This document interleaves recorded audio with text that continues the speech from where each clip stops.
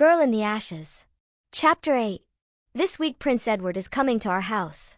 My mind still doesn't know what to call him. My brain is also in the middle of a silly rivalry. At first, I was planning to run off on an adventure before Prince Edward came. Then I decided not to. After that, I packed my things and said I was going. Now I am unpacking my things. My mind is stuck, just like I was when Prince Edward took hold of my hand when I was the princess. I feel as if I can only move forward to him and not backward to adventure. I've told myself plenty of times that I'm not the princess anymore, so why did I still feel this weight? This heavenly weight of what Nariel keeps saying is love. I should have never told her what happened, but it gives me an excuse to pick on her and Jeb. There's a knock at the door. Surprisingly, no one answers it. I brush myself off and walk to the front door as slowly as possible to see if Tessa will get there first. I know whose face I'm going to see once I open it, and I really don't want to open it, yet I do. I hate myself for the constant indecision. I make it to the door and open it with my head lowered in a bow. Prince Edward comes in and stares at me blankly. I still don't look directly at him. Then I close the door and head towards the stairs without saying anything to him. Excuse my unruly manners, but what in the F is going on with you? He says as I take my first 2 steps up the stairs. Effa is a kingdom that is considered the lowest of the low, and its name is used as a curse word in Amishi. Amishi despises Effa because they have welcomed witches and wizards with open arms. At least that's the reason the king and his father before him hate them. We are currently at war with Effa, but it's primarily psychological. It goes off and on, and there have been a few physical battles at the border, but the king is trying to bring Avani to his cause instead of letting his men die for no reason. Effa has stronger forces than we do. That tends to happen when you are dealing with magic. I'm thinking, but my mind is fighting itself. It goes off, and unlike the war with Effa, I say with a little emptiness. I march up the rest of the stairs and tell Tessa and Clara that Prince Edward has arrived. Lady Harriet isn't home as she is out with her friends. The girls quickly come down the stairs and I slowly follow behind them. Excitedly, Tessa grabs Prince Edward's hand and drags him to the sitting room, telling him about the new piano number she's been working on. Clara gracefully follows but makes sure I come as well. Tessa sits on the piano bench while Prince Edward and Clara sit on the sofa together. I stand in the doorway, watching. Tessa begins playing the piano. Even from where I'm standing, I can see her fingers are stiff and aren't moving to the right rhythm. As soon as she starts to sing, her piano skills drop another degree. She stops, smiles, and looks up at me. "You should play, Ella." I can't focus on the words and the notes, she says, getting up and dragging me to the piano bench before I can protest. Hovering my fingers over the keys, I see Prince Edward staring intently at me. This almost makes me want to mess up on purpose. Like all the other choices I've made today, I fight against it. I play the intro to the song, my hands gliding gracefully across the piano keys. Tessa then takes the spotlight. Her voice has definitely improved. It just might be better than Mother's. I end the song with its long outro, which brings the spotlight back to me. Tessa tries hugging me when I stand. I hold my hand out and say, "Don't, you wouldn't want to ruin your dress." I leave the room and go outside to chop wood. There aren't any more smaller pieces and winter is on its way, so why not? As I wipe my forehead with my sleeve, I hear someone open and shut the back door. I stick the axe into the large trunk, which I prop the smaller pieces on. This is the end of people trying to comfort me. I don't even know what the problem is. It, of course, is dawning on me that Father is dead, that he isn't coming back, and that he'll never see anything I accomplish. Then there's the whole thing with Prince Edward, but even when I'm not thinking about these topics, I cry for reasons beyond me. What do you want? I'm done with the comfort. I can't explain what's bothering me, so let's leave it at that, I say, turning around to Prince Edward. He isn't who I was expecting. He comes closer. "I would like to comfort you, but that's not what I want to talk about."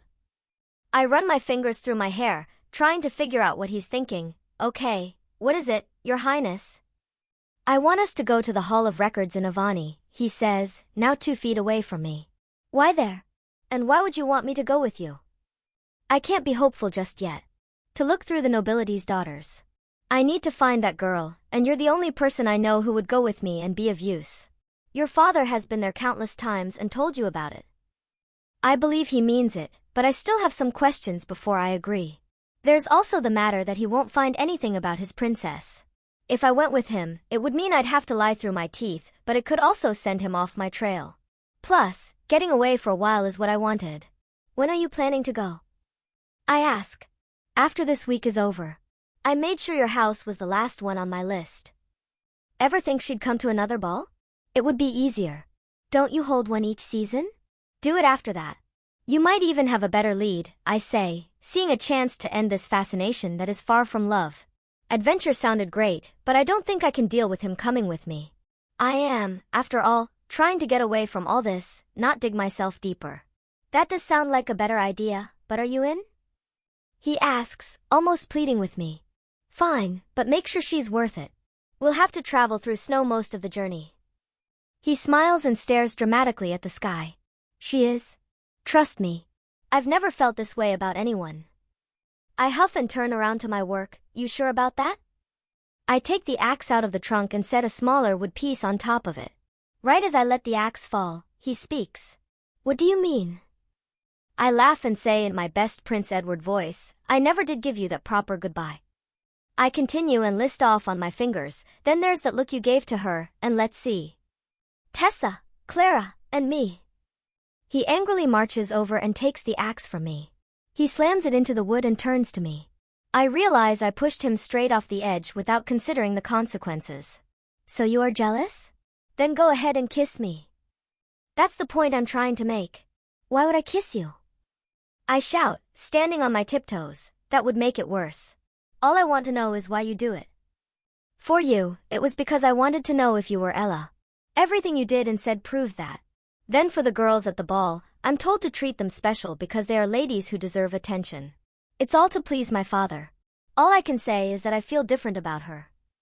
I swish my hands in exasperation. Okay, I believe you, but were you serious about kissing? That last part he knows is a joke. He sighs, calmer now. You better be glad we knew each other when we were younger. I've got a job to do and so do you, he says, pulling the axe out and handing it to me. I smile as I take it from him. Thanks for hacking the wrong wood piece. He shakes his head and laughs a little before walking inside. I set a piece of wood on the big trunk and let it slam down. I do this several times, as I think about how silly I'm being. My plans are getting wilder and wilder. At the ball, I will go and meet him as the princess. Then being the princess, I'll make him dislike me. If that works, maybe the trip will be off and I won't have to worry about him trying to find me. If my plan doesn't work, I'll go on the adventure with him. I'll just have to convince him that the princess doesn't love him and he should give up. I hate all of this scheming, but it's kind of fun. Setting the axe down, I gather the wood to pile it next to the back door. I think I've done enough for today. That means, there's plenty to last us through the winter. One less thing to worry about. Once I'm done stacking the wood, I go inside. I find Clara painting a picture of Prince Edward and Tessa.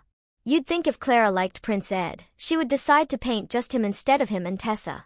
They'd have to sit together like that for some time.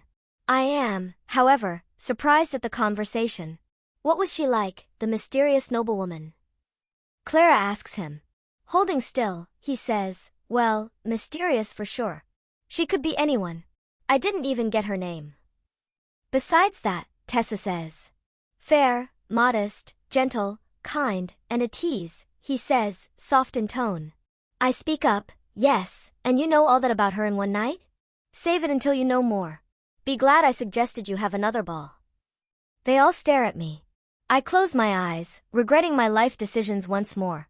I'm not supposed to talk without being spoken to, plus I didn't bow or properly greet him. I bow and say my sorries using Your Highness at the end. I quickly walk away with my head down.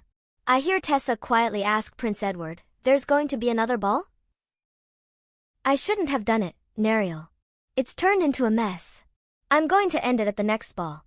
I'll make him wish he never met the princess. I declare. Neriel and I sit together at her small table. She hasn't gotten any special orders lately, but I'm sure once the next ball is announced that will change. This is what we always do when there's no work, talk, and I need to talk to her. You shouldn't.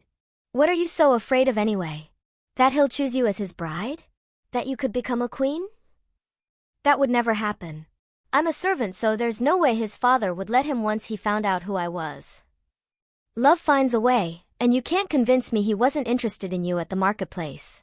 If you ask me, I think he knows you're the princess. If he doesn't, I still think he likes you and is battling between his feelings in utter confusion. You are not helping. Love is gone. I lost that when I lost father, along with joy. I've never known what my purpose in this world is. I may say one thing and say another thing the next day. Neriel takes my hand. I know there's a purpose for you being who you are. Love is never gone. I know you think that you shouldn't be happy when the world is crumbling around you, but it's okay. You are your parents' princess, there's no princess greater. She leads me to the dresses she made and lifts the crown-like headpiece. This is for you. Love is something you shouldn't back down from, but I can't stop you. I want you to know that there's a way for everything. Her eyes sparkle like she knows something I don't, but I'm sure she has plenty of secrets. She's a fairy after all. Putting the headpiece down first, she drags me to the winter dress. For what it's worth, you are at least coming out of the ashes. Faith is important in this.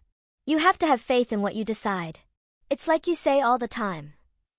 Everything will work out, we say together.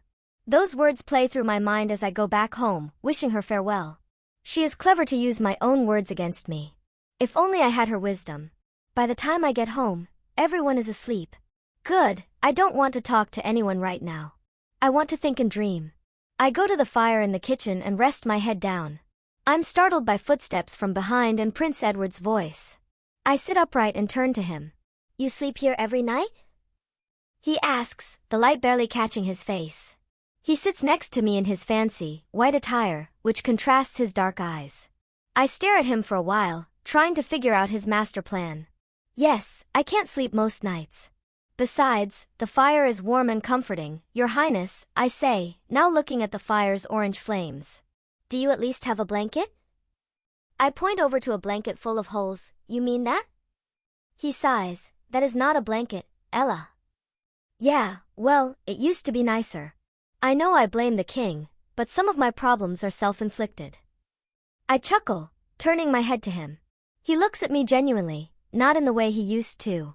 There's still something in there though, like a flicker of light. I guess he can't get rid of the gaze entirely. Regardless, I plan to change things. Can I just say one thing? You're the prince, I don't have a choice. I'm glad you're here. I missed you. There are so many things that I've wanted to tell you, and adventures I wished you were a part of, he says, bumping my arm. A smile spreads across my face. Good thing we're planning to go on one ourselves. Yeah, it'll be fun, like going on an adventure with an annoying sister. I force my smile to stay because he'll expect one. This is why it's a mistake. He doesn't love me, he loves the fantasy. How weird it is to be jealous of myself. Yawning, I lay back down. He smiles and shakes his head, grabbing the blanket and putting it on top of me. I thank him as I close my eyes. He says something back to me, but it's fuzzy in my mind. He couldn't have possibly said it anyway. Why would he say what I think he did? Why would he say, sleep well? May love fill your dreams. Your father really did love you, princess. There's no way he said that.